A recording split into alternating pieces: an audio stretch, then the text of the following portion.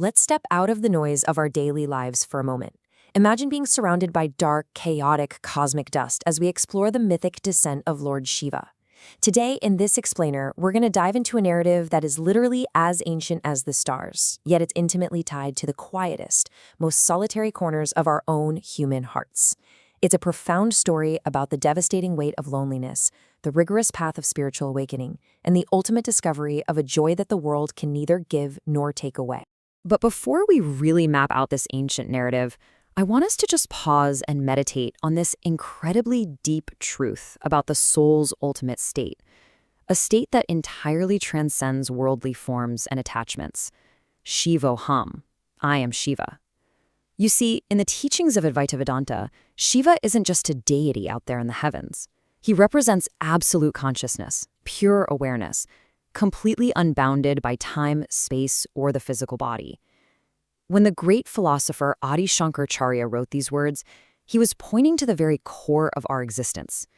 Underneath all our anxieties, our manufactured identities, and our profound sense of isolation, there is a bedrock of pure, unending bliss.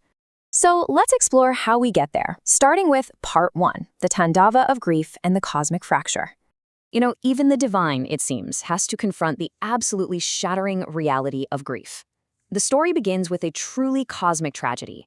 Goddess Sati gives up her body after being deeply insulted by her father, Daksha, leaving Shiva entirely bereft.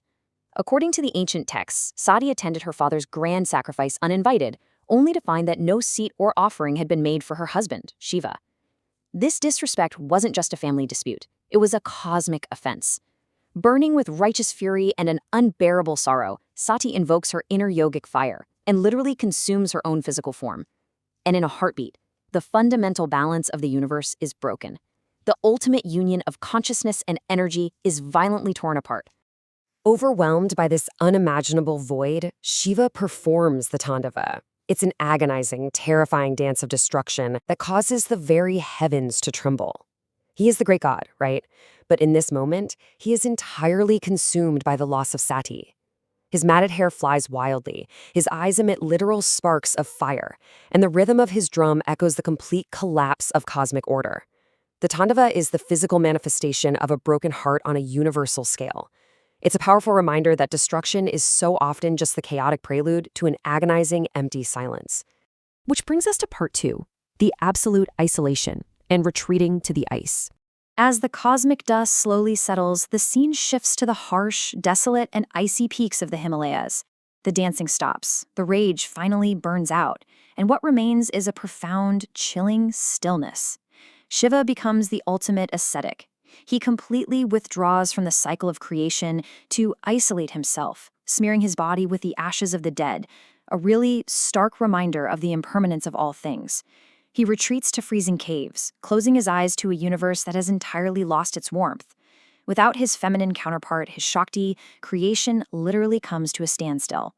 The gods panic as the world grows cold, but Shiva just remains entirely absorbed in the vast, empty expanse of his own consciousness, completely untouched by the desperate cries of the world.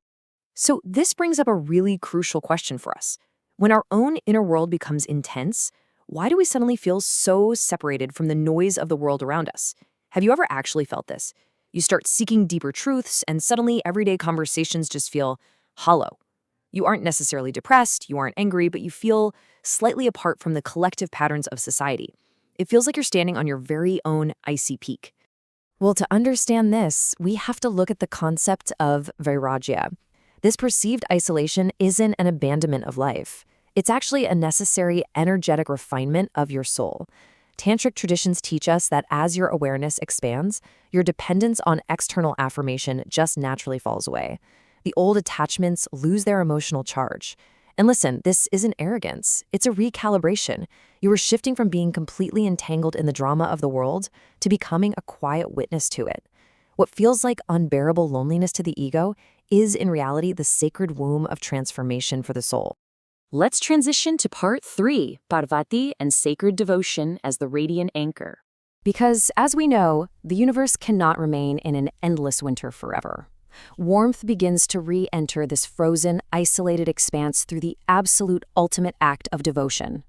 The sheer, unwavering discipline of Parvati's tapasya, her penance, proves that true love requires unimaginable patience. From day one, reborn as the daughter of the mountains, she sets her sights squarely on Shiva. She knows she has to match his profound stillness with her own fierce determination. Over the years, she strips away her royal garments, enduring unbearable heat and freezing elements in deep forest meditation. Decades pass, and she refuses to abandon her vow, even when her parents plead with her. And across literal aeons, she steadfastly rejects the insults of Shiva himself, who disguises himself as an old mendicant to test her. She vehemently defends his true form, refusing to listen to a single word of slander. And it's this devotion that finally breaks through the cosmic chill. When she absolutely refuses to yield to the disguised ascetic's insults, Shiva drops the disguise and reveals his magnificent true form. The ascetic's ice is melted by the absolute purity of her love. It teaches us this magnificent truth. The deepest isolation of the soul can only be anchored and drawn back into the world by a devotion that asks for nothing and endures everything. And that leads us beautifully into part 4, the awakening of Shambhu and the golden light. The dark, icy isolation explodes into a harmonious, incredibly warm golden light.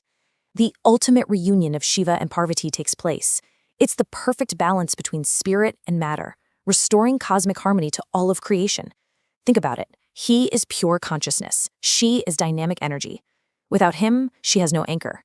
But without her, he has no expression. Together, they represent the ultimate non-duality. The ascetic returns to the world, not as a victim of grief, but as a sovereign master of it. The frozen yogi becomes the benevolent householder, entirely complete.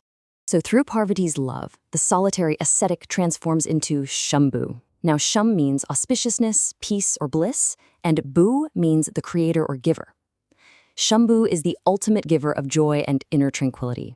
He is the self-existent one who sits in absolute calm amidst the chaotic noise of existence. Shambhu does not seek happiness from the outside world. He generates it from within and radiates it outward. He becomes the very definition of an inner sanctuary.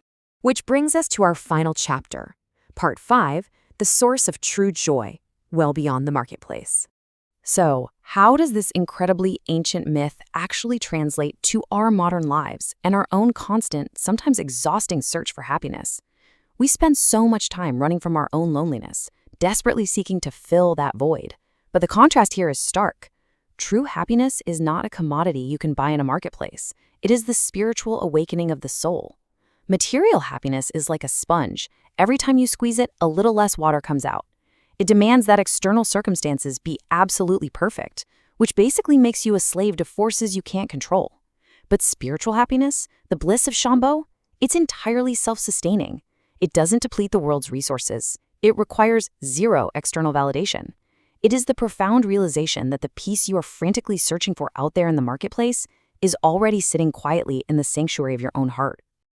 As we wrap up this explainer today, I want to leave you with a final, provocative thought about where you are truly anchoring your soul. When the noise fades and you are left entirely alone with yourself, what do you feel? Do you feel an agonizing loneliness, a frantic need to turn on a screen or seek out distraction? Or do you feel a sacred solitude? Because you are not the noise, and you are certainly not the isolation. You are the eternal essence of bliss itself. Just like Shiva on the mountain, your periods of loneliness are not punishments. They are invitations. Invitations to stop running, to turn inward, and to finally discover that you are and have always been entirely whole. Shivoham. Thank you so much for joining me on this profound journey today. Keep reflecting, keep looking inward, and I'll catch you in our next explainer.